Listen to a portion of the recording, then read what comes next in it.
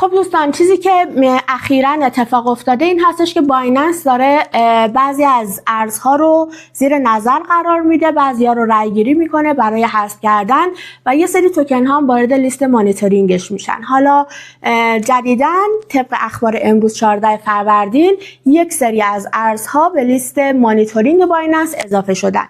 این ارزهای زیادی هستن، شامل فلامینگو، LTO نتورک، فایننس، وینگ، NKN و خیلی ارزهای دیگه که حتما توی کپشن می نویسم که این لیست رو کجا میتونید ببینید. یه سری ارزها هم هستن که از لیست سید تک حذف شدن، مثل تون توکن، جوپیتر و STRK. حالا کلا چه توکن هایی میان توی لیست مانیتورینگ بایننس؟ اون توکن هایی که نوسانات خیلی زیادی رو تجربه میکنن و اگر که اینها قوانین بایننس رو رعایت نکنن از پلتفرم حذف میشن.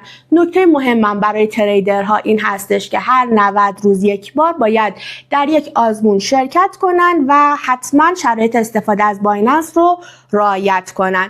بایننس این کارا رو به چه دلیلی داره انجام میده؟ به دلیل حفظ امنیت، شفافیت، توسعه و حجم معاملات اون ارز و اگر ارزی این در واقع ویژگی ها رو نداشته باشه از پلتفرم حذف میشه. دوستان حتما این مطلب رو مطالعه کنید. اگر ترید میکنید بسیار براتون مفید و کارآمد هستش.